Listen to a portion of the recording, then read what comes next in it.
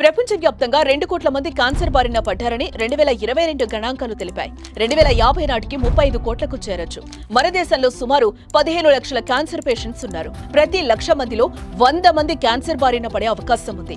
మహిళల్లో ప్రతి 8 మందిలో ఒకరికి క్యాన్సర్ వచ్చే అవకాశం ఉందని ప్రపంచ ఆరోగ్య సంస్థ వెల్లడించింది. క్యాన్సర్ పై పూర్తి అవగాహన అందించి క్యాన్సర్ నుంచి తెలుగు ప్రజలను కాపాడే ప్రయత్నం చేస్తోంది సుమన్ టీవీ. క్యాన్సర్ అంటే మన శరీరంలో ఉన్న కణాలు మామూలుగా దానంతా విభజన చెందుతూ ఉంటాయన్నమాట. లక్షల సార్లు విభజిస్తూ ఉంటాయన్నమాట మన శరీరంలో ఉన్న కణాలు. ఆ విభజన కొన్ని జన్యువులు దాన్ని కంట్రోల్ చేస్తాయి, నియంత్రిస్తాయి అన్నమాట. దాంట్లో ప్రోటోఆంకోజీన్ అని, ట్యూమర్ సప్రెసర్ జీన్ అని 2 జీన్స్ ఉంటాయి. ఆ 2 జీన్స్ ఒక పద్ధతిగా కోఆర్డినేషన్ లో యాక్ట్ అయ్యి ఒక పద్ధతి ప్రకారం ఆ విభజన జరుగుతుంది అనమాట. ఎప్పుడైతే ఈ జన్యువుల్లో మ్యూటేషన్ ఏర్పడుతుందో అప్పుడు ఆ పద్ధతిని కోల్పోయి ఇష్టం వచ్చినట్టు అది డివైడ్ అవుతాయి అన్నమాట. అలా డివైడ్ అయితేనే అది ట్యూమర్ ఫామ్ అవుతుంది. ఆ ట్యూమర్ లో కూడా 2 రకాలు ఉంటాయి. బినైన్ ట్యూమర్ ను మ్యాలిగ్నెంట్ ట్యూమర్. మ్యాలిగ్నెంట్ ట్యూమర్ అంటే క్యాన్సర్, బినైన్ ట్యూమర్ అంటే అక్కడ వరకే పరిమితమై ఉంటుంది. క్యాన్సర్ కి లక్షణం ఏంటంటే ఈ బేస్మెంట్ మెంబ్రేన్ ఇన్వేట్ చేసి వేరే చోట బ్లడ్ లో కను, బ్లడ్ వెసల్స్ లో, లింఫాటిక్స్ లో కను వేరే అవయవాలకి సోకే అవకాశం ఉంటుంది అనమాట. బేస్మెంట్ మెంబ్రేన్ ఇన్వేట్ చేసి బ్లడ్ వెసల్స్, లింఫాటిక్స్ లోకి వెళ్ళి వేరే అవయవాలకి వెళ్ళి సోకే లక్షణం ఉంటుంది. అది క్యాన్సర్ అంటారు. బినైన్ ట్యూమర్ అంటే అది ట్యూమరే కానీ గడ్డే లాగానే ఉంటుంది, కానీ దానికి వేరే చోటకి అక్కడికే పరిమితమై ఉంటుంది, వేరే చోటకి వెళ్ళే లక్షణం ఉండదు అనమాట. సో ఇది ట్యూమర్ అండి. క్యాన్సర్ అంటే ఏంటో కాదు, మన శరీరంలో ఉండే కణాలే క్రమము తప్పి దాని ఇష్టం వచ్చినట్టు విచ్చలవిడిగా డివైడ్ అయిపోయి ఒక మాస్ లాగా ఫామ్ అవుతుంది. దాన్నే క్యాన్సర్ అంటారు. బ్రెస్ట్ క్యాన్సర్ అంటే రొమ్ముల్లో వచ్చే క్యాన్సర్ ని బ్రెస్ట్ క్యాన్సర్ అంటారు. క్యాన్సర్ ఏ అవయవాల్లో అయినా రావచ్చు. ఒక్కొక్క అవయవాలు అంటే బ్రెస్ట్ లో వస్తే బ్రెస్ట్ క్యాన్సర్ అంటారు, యూట్రస్ లో వస్తే యూట్రైన్ క్యాన్సర్ అంటారు, ఓవరీస్ లో వస్తే ఓవేరియన్ క్యాన్సర్ అంటారు. అట్లా సో ఇప్పుడు బ్రెస్ట్ క్యాన్సర్ అంటే 2 రొమ్ముల్లో కానీ వస్తుంది. అది చంకల్లో ఉన్న గ్రంథులకి ఫస్ట్ స్ప్రెడ్ అవుతుంది, తర్వాత వేరే అవయవాలకు కూడా సోకే అవకాశం ఉంటుంది అనమాట. దీనికి ముందు లక్షణాలు అంటే ఫస్ట్ క్లినికల్ గా తెలవాలంటే మన చేతికి గడ్డ గాని, కణిత గాని తగలటం గాని, చెనుమోను లోపలికి వెళ్ళినట్టు రిట్రాక్ట్ అవుతాం గాని, చెనుమోను నుంచి రసి గాని, రక్తం గాని కారటం గాని, లేకపోతే చర్మము నారింజ తొక్కు చర్మం లాగా తయారవుతాం గాని, చంకల్లో గడ్డలు వస్తాం గాని ఈ కనిపిస్తాయి లక్షణాలు. అంటే మనకి ఈ లక్షణాలు కనిపించే లోపలే చేతికి తగలంటే 2 సెంటీమీటర్స్ ఉండాలి ట్యూమర్. ఈ లోపలే యూజువల్ గా సెల్స్ వేరే బ్లడ్ వెసల్స్ లోకి, అవయవాల్లోకి సోకే అవకాశం ఉందన్నమాట. అందుకని ఇంకా ముందుగా ఎర్లీగా మన చేతికి కూడా తగలక ముందు తెలవాలంటే స్త్రీలు అందరూ స్క్రీనింగ్ చేయించుకోవాలి. మ్యామోగ్రఫీ అనే ఉంటది అనమాట, ఎక్స్రే లాగానే మ్యామోగ్రఫీ అనేది.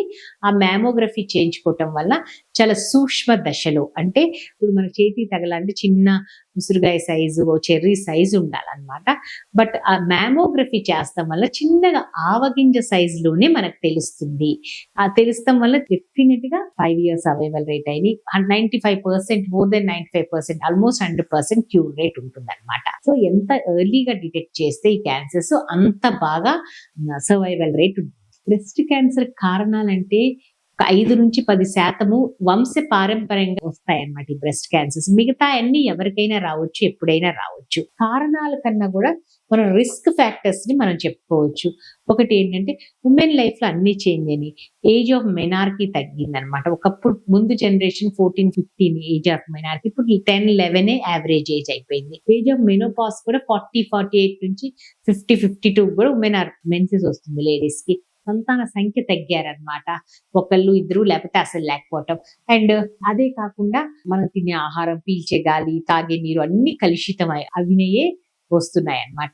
అండ్ వ్యాయామం లేకపోవటం, ఒక్క చోట కూర్చొని చేసే ఉద్యోగాలు అవటం, సెడెంటరీ లైఫ్ స్టైల్స్ అయిపోతున్నాయి. దానివల్ల ఊబగాయం, ఒబిసిటీ వస్తుంది. ఇవన్నీ కూడా కారణాలు అనమాట.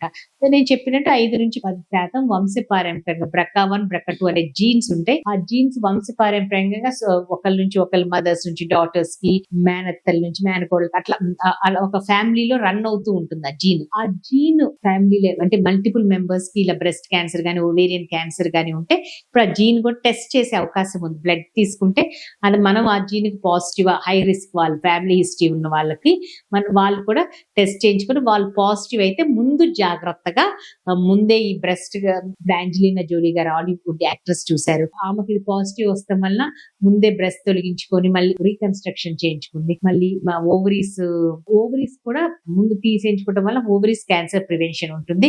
బ్రెస్ట్ అయితే తొలగించుకోవచ్చు, లేకపోతే స్క్రీనింగ్ రెగ్యులర్ గా ఇయర్లీ ఒక మ్యామోగ్రఫీ, ఒక ఎంఆర్ఐ చేసి, ఒక 6 months మ్యామోగ్రఫీ చేసి ఇంకో 6 months ఎంఆర్ఐ అట్లా ఆల్టర్నేట్ గా చేసుకుంటూ వెళ్ళటం వల్ల ఎర్లీ డిటెక్షన్ ఉంటుంది అనమాట.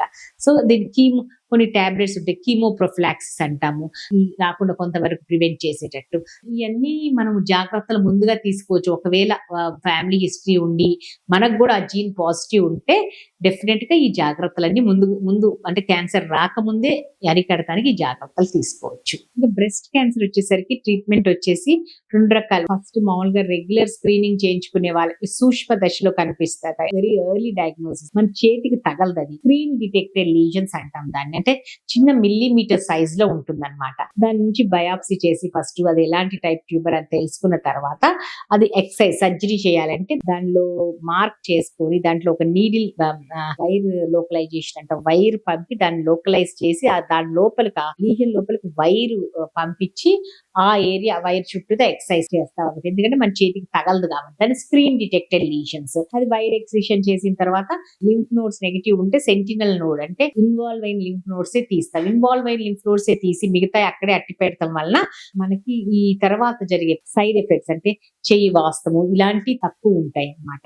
ఎర్లీగా స్క్రీన్ డిటెక్టెడ్ లీజన్ అయితే వైర్ లోకలైజేషన్ చేసి ఎక్సైజ్ చేసి వైర్ ఎక్సిషన్ చేసి సెంటినల్ నోడ్ చేస్తా.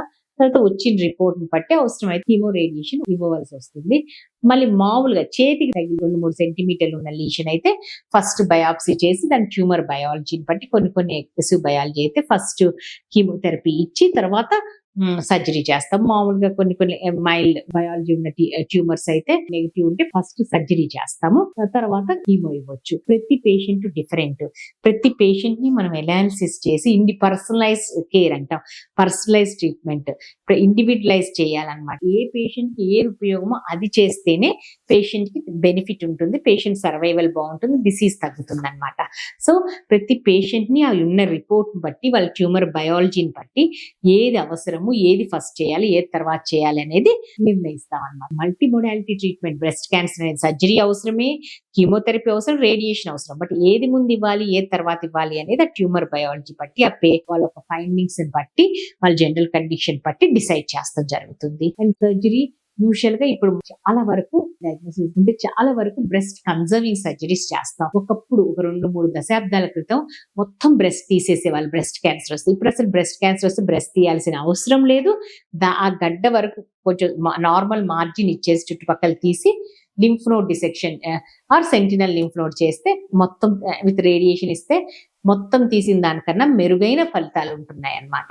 అండ్ కీమోథెరపీకి వచ్చేసరికి కీమోథెరపీ చాలా మంది జనాలు భయపడేది ఏంటంటే కీమోథెరపీ అంటే అమ్మో ఏమో అయిపోతుంది, అమ్మో నాకొద్దు కీమోథెరపీ. చాలా మంది కీమోథెరపీ ఇష్టం లేక కూడా తీసుకోవడం ఇష్టం లేక డిలే కూడా చేస్తారు ట్రీట్మెంట్. అది చాలా ముదిరిపోయిన వరకు అలా డిలే చేస్తారు. సో కీమోథెరపీ అనేది జస్ట్ ఒక మందు సెలైన్ లో వేసి ఎక్కిస్తున్నాయి.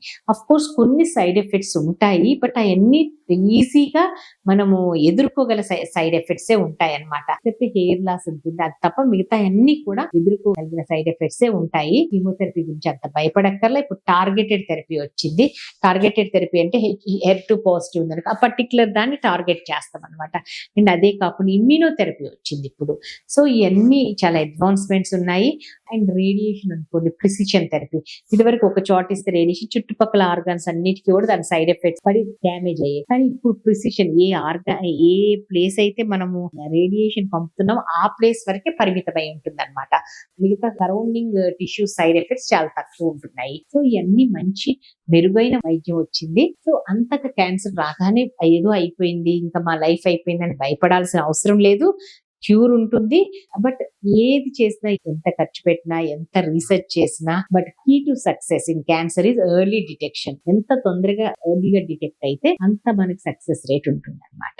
అందుకని మహిళలందరూ రెగ్యులర్ గా 40 దాటినోళ్ళు మ్యామోగ్రఫీ స్క్రీనింగ్ చేయించుకోవాలని నేను కోరుతున్నాను. నమస్కారం.